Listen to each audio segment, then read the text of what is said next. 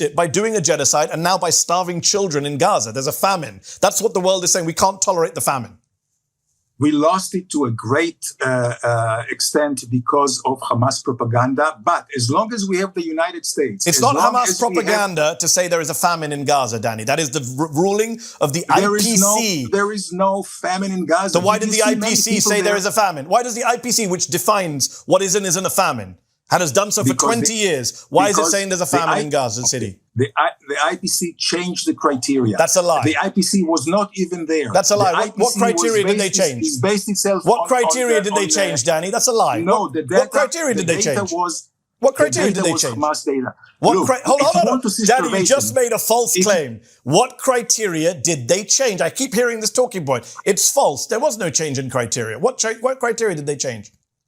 They changed many criteria, but they didn't change any. Hold on, Daddy. What criteria did the IPC change? Because they used the same criteria, the MUAC criteria, that they used to declare a famine in Sudan last year. They used the same criteria in Gaza. You made a false claim. Let me say this, not just the IPC. Over 100 humanitarian aid groups from around the world just signed a joint statement saying Israel is blocking them from bringing in aid. You want us to believe you, the Israeli military, Netanyahu, Smotrich, but not ANERA, Christian Aid, the Danish Refugee Council, the Norwegian Refugee Council, Polish Humanitarian Aid, Pax Christi, Sabeel Kairos, Oxfam, Doctors Without Borders, Save the Children. I could go on and on, Danny. Are you going to say they're all Hamas?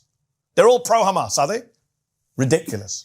No, I think they are naive, and I think they are basing their assessment on Hamas No, data. they're not. They're not using Hamas data. They're saying that we are being blocked from bringing our trucks in. Danny, they're not talking about famine. There was famine. Danny, listen to me.